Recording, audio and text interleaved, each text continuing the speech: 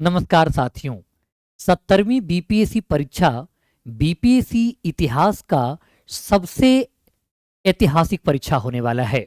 एक ऐसी परीक्षा जहां विद्यार्थी परीक्षा भवन में जाने से पहले सड़कों पर उतरकर उन्हें आंदोलन करना पड़ता है, आयोग से स्पष्टीकरण मांगना पड़ता है कि जो आप इंटरव्यू में नॉर्मलाइजेशन की बातें करते रहे हो उसमें कितनी सच्चाई है। विद्यार्थियों पर लाठियां भी चलती हैं, कुछ छात्र घायल भी होते हैं और तत्पश्चात आयोग का एक नोटिफिकेशन आता है और आयोग क्लेरिफिकेशन देता है कि परीक्षा में नॉर्मलाइजेशन जैसी कोई भी बात नहीं है। एक शिफ्ट में परीक्षा होगी और एक ही पेपर के साथ परीक्षा आयोजित कराया जाएगा। 13 दिसंबर को परीक्षा आयोजित कराई गई। परीक्षा आयोजित कराने के दिन ही पटना में जो एशिया का सबसे बड़ा एग्जाम सेंटर बनाया गया है, जो माननीय मुख्यमंत्री नीतीश कुमार जी का एक ड्रीम प्रोजेक्ट है कि एक ऐसा भवन हो जहां एक साथ 20,000 बच्चे बैठकर एग्जाम दे सकते हैं, उसी एग्जाम हॉल में परीक्षा कंडक्ट कराया गया। लेकिन मामला कुछ और ही सामने आया। कुछ छात्रों को के द्वारा यह आरोप लगाया गया, अब इस आरोप में कितनी सच्चाई है यह तो जांच का विषय है।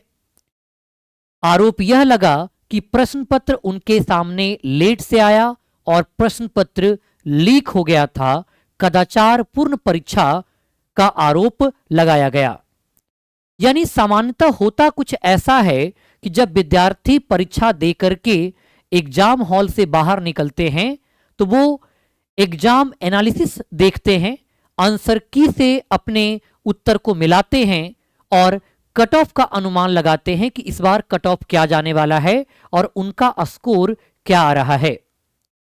हमेशा की तरह 70वीं बीपीएससी की परीक्षा में भी विद्यार्थी एग्जाम हॉल सेंटर से बाहर निकलते हैं, लेकिन वो आंसर की नहीं मिलाते हैं, वो कट ऑफ का अनुमान नहीं लगाते हैं, वो अनुमान लगाते हैं कि क्या परीक्षा कैंसिल तो नहीं हो जाएगा। आयोग सेंटर जो विद्यार्थियों को देती है वो काफी दूर सेंटर होता है। विद्यार्थियों को सेंटर तक पहुंचने में काफी जद्दोजहद करनी पड़ती है, अथक परिश्रम करना पड़ता है और इतने अथक परिश्रम के बाद वो सेंटर पर पहुंचते हैं, परीक्षा देते हैं। परीक्षा हॉल से निकलने के बाद इस प्रकार की बात सामने आती है। वाकई में बीपीएससी जैसे संवैधानिक आयोग पर सवालिया निशान खड़ा होता है। यूपीएससी भी एक आयोग है जो हमेशा शांतिपूर्ण और कदाचार मुक्त परीक्षा के लिए जाना जाता, लेकिन राज्य लोक सेवा आयोग हमेशा कटघरे में खड़ा होते रहे हैं। हालांकि आयोग ने मामले को संज्ञान में लिया। बापू परीक्षा परिसर में जो कुछ भी हुआ उसको लेकर आयोग ने 16/12/2024 को एक हाई लेवल मीटिंग बुलाई थी। ये मीटिंग 15/12/2024 को एक रिपोर्ट के आधार पर बुलाई गई थी, जो रिपोर्ट पटना डीएम के द्वारा सौंपा गया था। और रिपोर्ट के निष्कर्ष क्या आए? रिपोर्ट में निष्कर्ष अगर आप देखिए तो एग्जाम 13 दिसंबर को हुई थी, बिल्कुल ठीक बात है।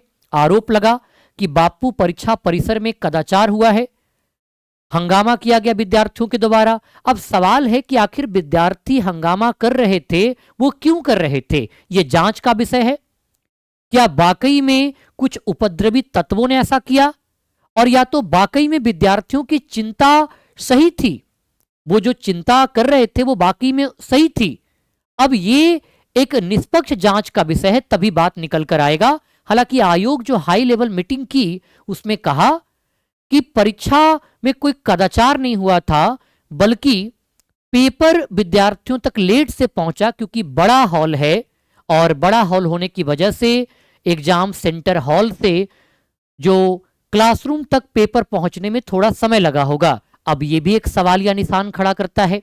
आप जानते हो कि बीपीएससी 2.5 घंटे पहले रिपोर्टिंग टाइम रखती है अगर विद्यार्थियों की, तो फिर वैसे लोग जो परीक्षा कंडक्ट कराने में शामिल हैं, फिर वो 2.5 घंटे पहले क्या कर रहे थे? क्या तैयारी वो पूर्ण रूपे नहीं कर पाए थे कि इतना समय लग गया क्वेश्चन पेपर को विद्यार्थियों तक नियत समय पर क्लास में पहुंचाने के लिए? आयोग ये कह रही है कि अगर कभी किसी कारण से 10 मिनट 15 मिनट या थोड़ा समय लेट होता है प्रश्न पत्र मिलने में, तो विद्यार्थियों को अतिरिक्त समय उपलब्ध करवाते हैं।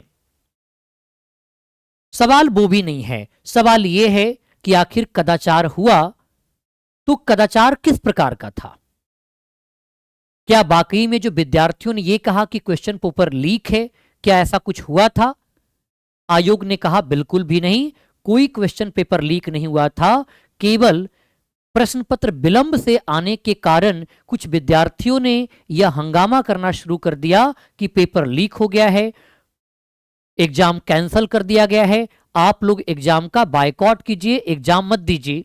एक क्लास के बच्चे ने पूरे परीक्षा परिसर में जाकर के ऐसा कुछ किया। यह मेरा नहीं, आयोग का कहना है।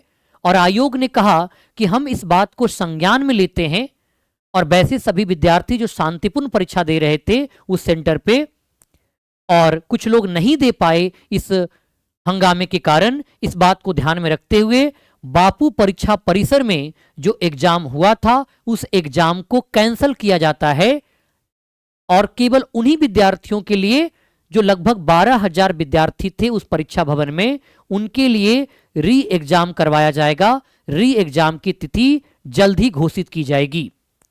अर्थात इसका मतलब यह हुआ कि बाकी सभी सेंटर का जो एग्जाम हुआ था वो सेंटर का एग्जाम कैंसिल नहीं हो रहा है, केवल और केवल बापू परीक्षा परिसर का एग्जाम कैंसिल हो रहा है, और इसके लिए जल्द नई तिथि की घोषणा की जाएगी।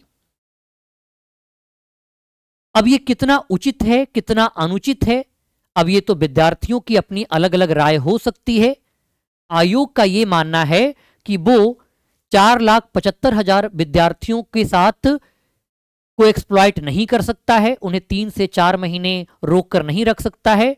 केवल इन्हीं सभी विद्यार्थियों का दोबारा एग्जाम करा लिया जाएगा और प्रारंभिक परीक्षा की फाइनल रिजल्ट घोषित कर दी जाएगी। तत्पश्चात मुख्य परीक्षा का आयोजन कराया जाएगा। ऐसी आयोग ने आज की मीटिंग में फैसला लिया है। यानी आयोग ने एक सिरे से पूरे परीक्षा को कैंसिल करने से मना कर दिया। तो ऐसी स्थिति में बच्चों को क्या करना चाहिए?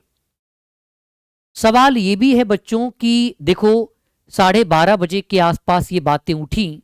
अब जो प्रश्न पत्र लीक का मामला सामने आया है उसमें कितनी सच्चाई है या कितना वो झूठी बात है या अफवाह था, इसको लेकर के तो नहीं कहा जा सकता। हालांकि विद्यार्थी आयोग मान रही है कि विद्यार्थी तो पहले एग्जाम सेंटर में जा चुके थे, तो प्रश्न पत्र लीक होने का कोई सवाल नहीं होता है, और इसीलिए केवल और केवल एक ही सेंटर का पेपर कैंसिल होगा।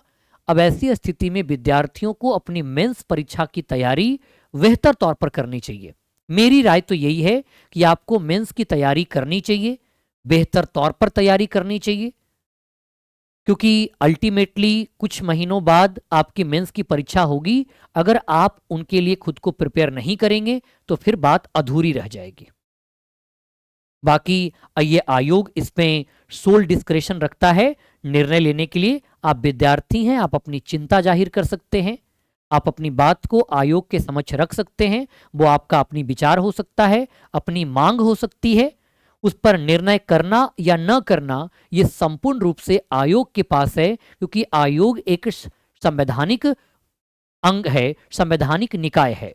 हाँ, आप स्वतंत्र भारत के स्वतंत्र नागरिक होने के नाते आयोग की कार्यप्रणाली पर अपनी बात रख सकते हैं, अपनी चिंता जाहिर कर सकते हैं, उसकी कार्यप्रणाली को कटघरे में लाकर खड़ा कर सकते हैं। ये आपका अधिकार है। तो ये थी आज के मीटिंग का निष्कर्ष, और निष्कर्ष केवल इतना है कि बापू परीक्षा परिसर का पेपर कैंसिल हो रहा है। ठीक है, तो ये जानकारी थी साथियों। बहुत बहुत धन्यवाद आप सबका।